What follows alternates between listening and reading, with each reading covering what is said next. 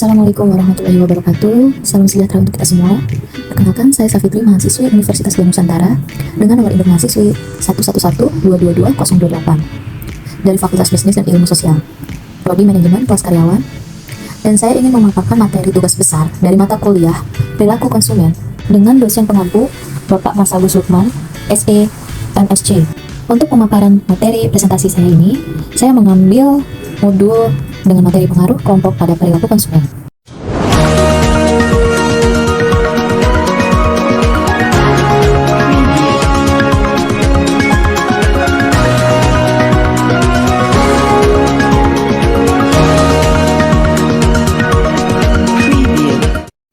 Pembahasan pertama yaitu kelompok. Kelompok sebagai beberapa orang yang bergaul satu dengan yang lain menurut WHIS Ford.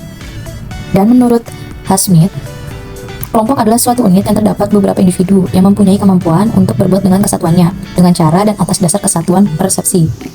Sedangkan kelompok sendiri menurut saya adalah sekumpulan individu yang saling berinteraksi secara teratur dan memiliki tujuan, nilai, atau kepentingan bersama, serta terikat oleh norma atau persepsi yang membentuk identitas dan dinamika bersama.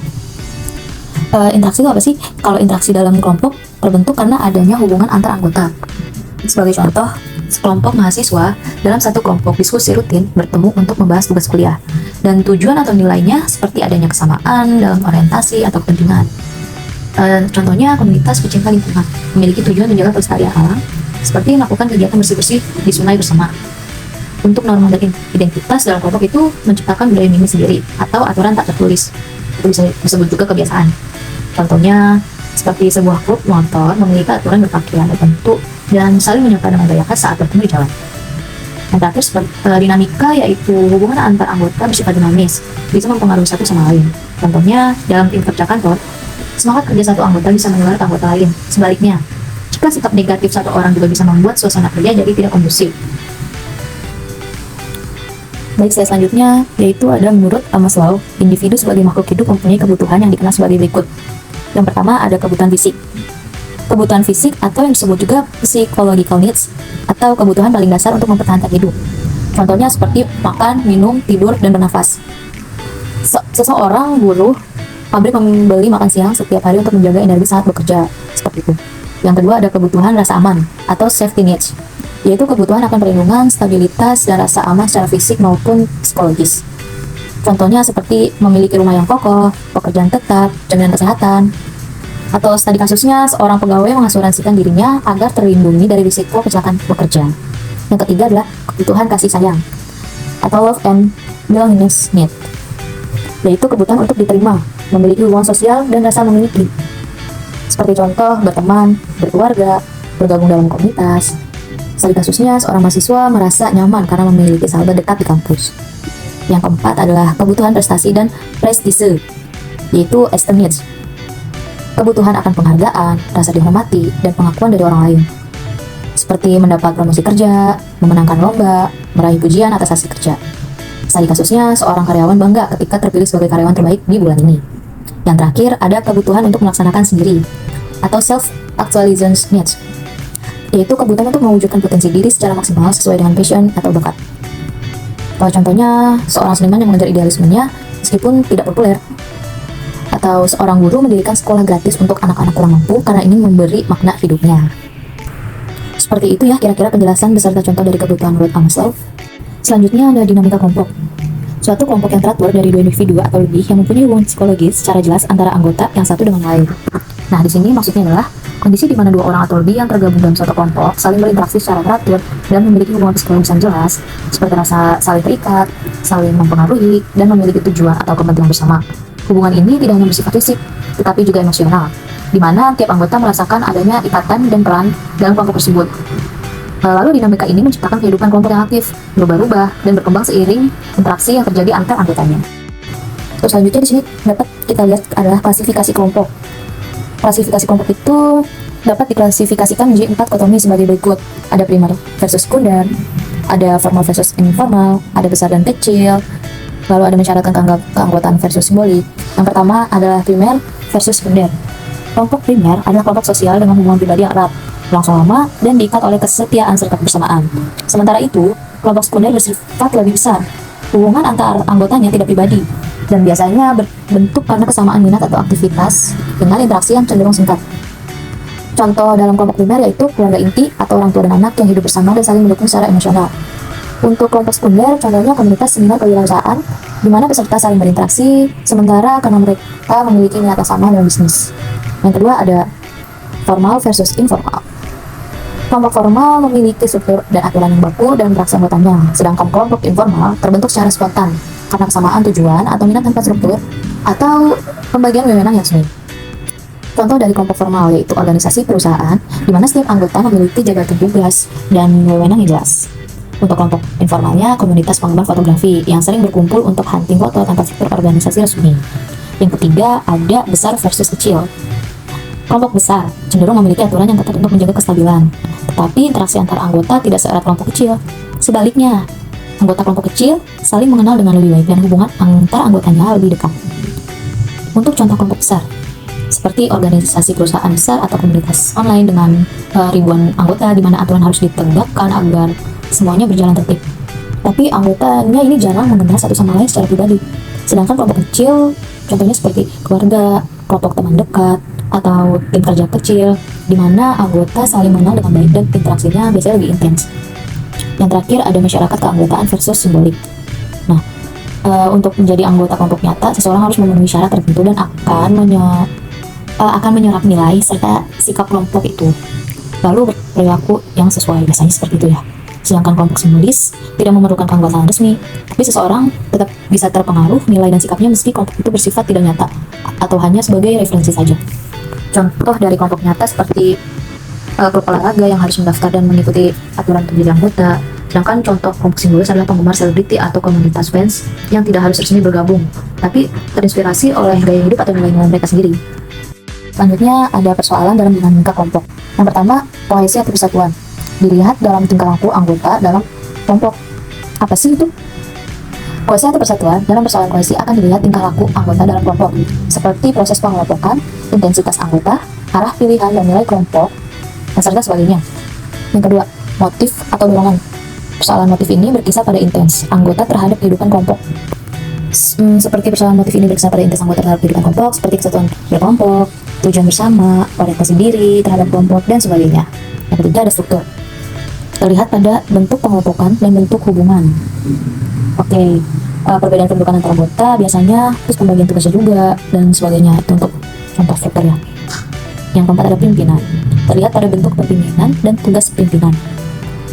Hal ini terlihat pada bentuk-bentuk pimpinan, tugas pimpinan, sistem kepemimpinannya juga, dan sebagainya juga. Tidak kalah penting ya pada kehidupan berkelompok untuk pimpinan ini. Yang terakhir ada perkembangan kelompok. Terlihat pada perubahan dalam kelompok.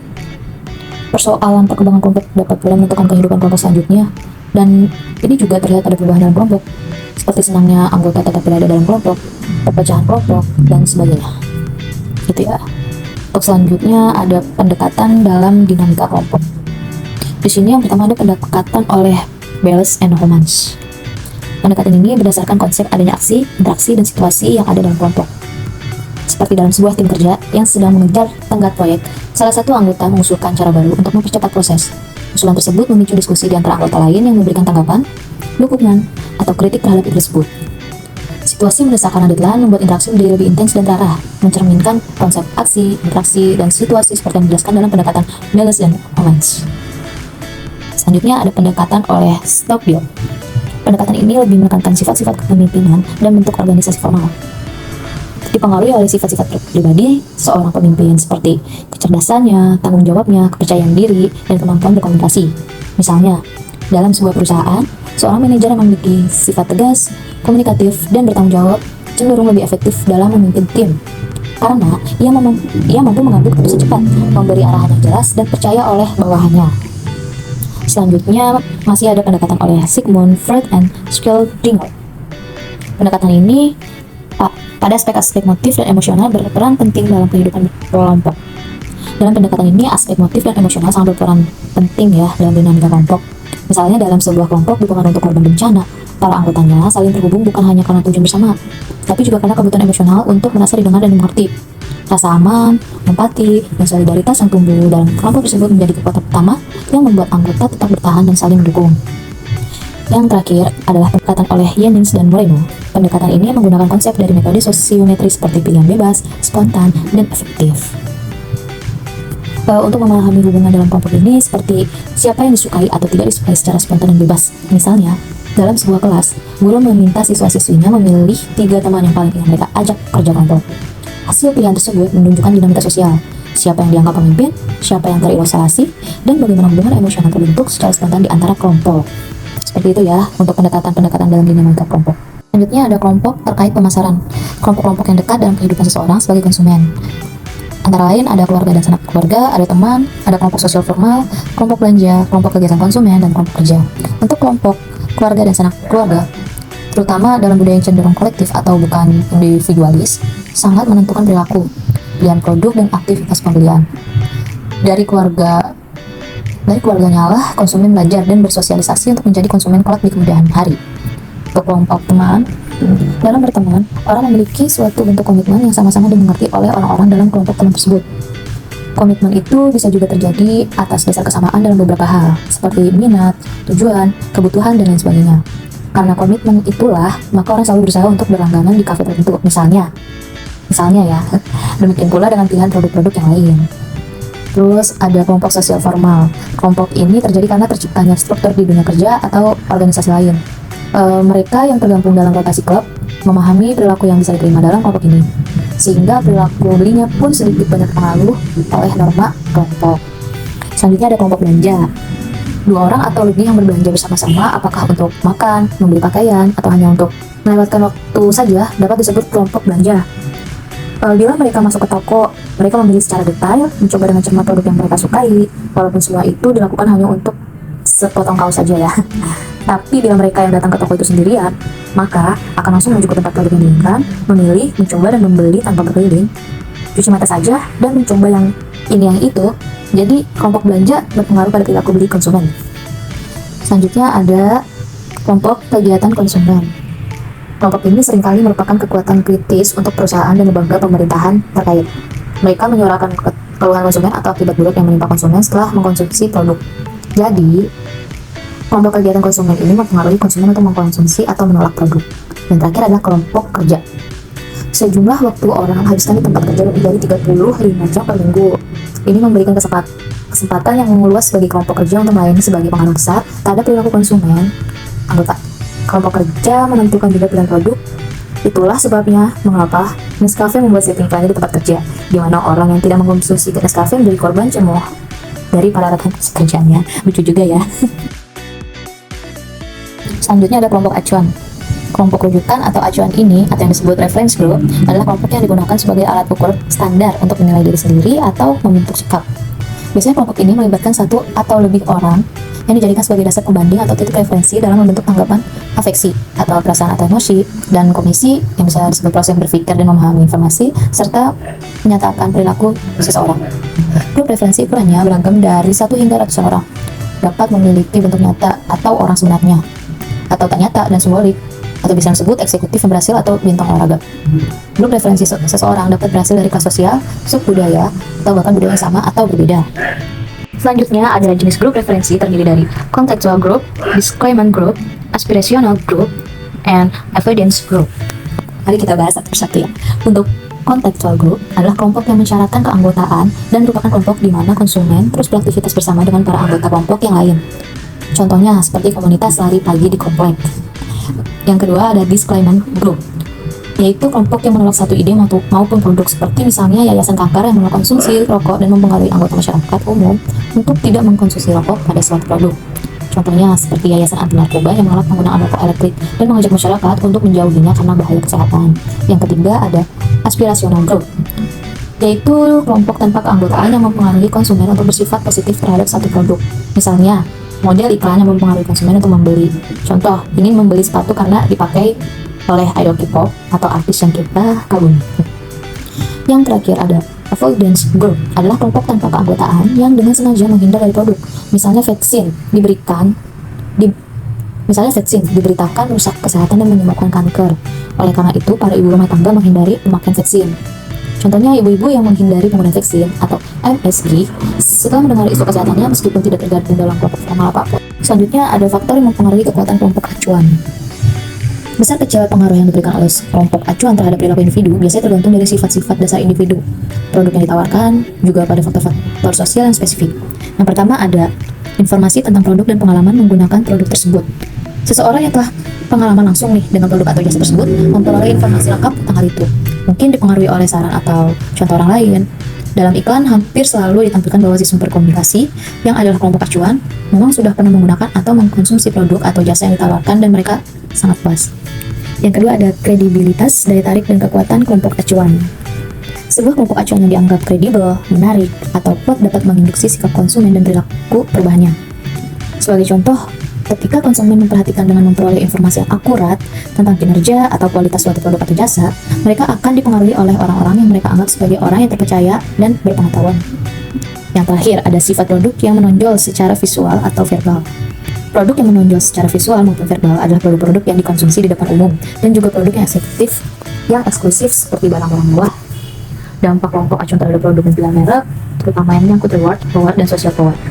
Di beberapa kasus, untuk beberapa produk, kelompok acuan kelompok acuan dapat mempengaruhi kategori produk baik seseorang dan pilihan merek atau tipe, seperti produk yang disebut produk plus, merek barang plus.